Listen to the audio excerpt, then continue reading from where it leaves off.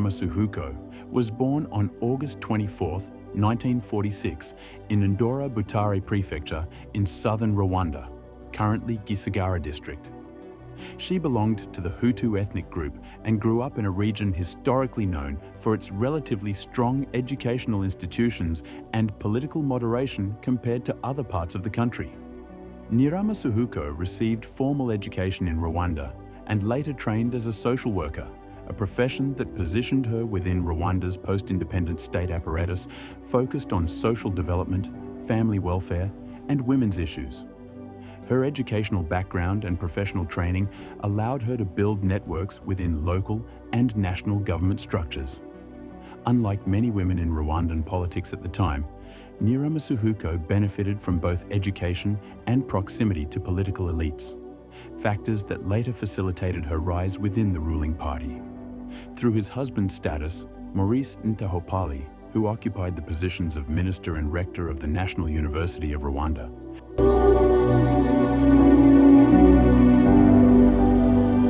Nyiramasuhuko's political career advanced significantly during the regime of President Juvenal Habyarimana. She became a member of the MRND, Mouvement Révolutionnaire National pour le Développement, the ruling party that dominated Rwanda's one-party political system prior to the early 1990s. Her loyalty to the regime and her growing influence culminated in her appointment as Minister of Family and Women's Development in 1992, making her one of the most prominent women in the government. As minister, Nyiramasuhuko publicly promoted policies related to women and families, projecting an image of social responsibility and care. However, behind this institutional role, she was closely aligned with hardline Hutu power figures and maintained strong political and personal ties to extremist networks, including local authorities and militia leaders in Butare.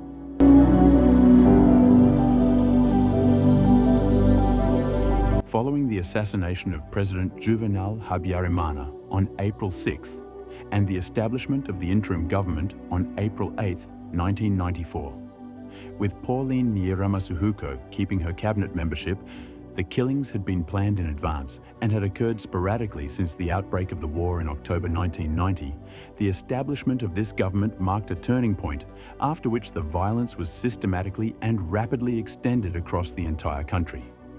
Initially, Butare Prefecture resisted large-scale killings, largely due to the reluctance of local officials led by the late Butare Prefect Dr. Jean-Baptiste Habyarimana. This resistance made Butare a strategic target for the interim government and extremist figures seeking to ensure nationwide participation in the genocide. Nyiramasuhuko played a decisive role in transforming Butare into one of the deadliest regions of the genocide. Using her authority as a cabinet minister and her local influence, she actively encouraged violence against Tutsi civilians. Witness testimony later established that she publicly incited killings, ordered the establishment of roadblocks, and facilitated the deployment of militias and government forces. Most notably, Nyiramasuhuko was directly implicated in acts of sexual violence. Evidence presented at trial showed that she ordered Interahamwe militiamen to rape Tutsi women, including women who had sought refuge in government buildings. In one widely cited incident, she allegedly instructed perpetrators to rape women before killing them, stating that they should ensure the women were sexually assaulted because they were arrogant. Her actions contributed to mass killings in Butare town, at refuge sites, and in surrounding communes, resulting in more than 200,000 deaths. Her conduct represented a rare but highly significant case of female leadership in genocidal violence, challenging assumptions about gender and participation in mass atrocities.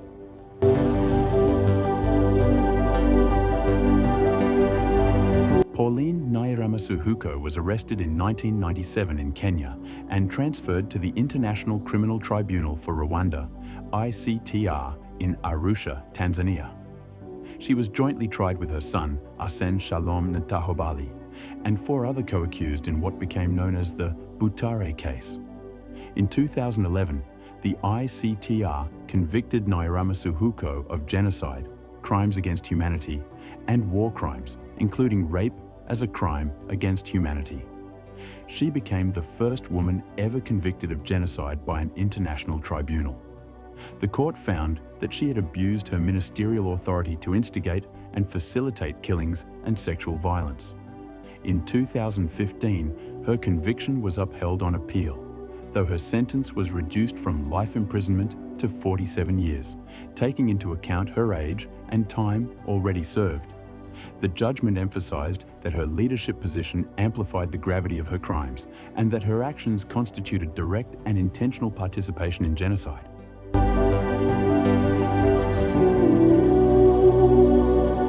Pauline Nyiramasuhuko's legacy is one of profound contradiction and historical importance. As a former minister responsible for women and family welfare, her participation in genocide, particularly her role in orchestrating sexual violence, stands as one of the most disturbing examples of moral inversion in modern history. Her case has had lasting significance in international criminal law, particularly in recognizing rape as an instrument of genocide and affirming that women can be both victims and perpetrators of mass atrocity crimes. It also reinforced the principle that political authority carries criminal responsibility, regardless of gender or social role. In Rwanda's collective memory, Nyiramasuhuko is remembered as a symbol of betrayal and abuse of power, while internationally, her conviction is cited as a landmark moment in accountability for genocide and gender-based crimes. Her story continues to inform scholarship on genocide studies, transitional justice, and the complex roles individuals play in state-sponsored violence. This is the USA New Times documentary. Thank you for being with us.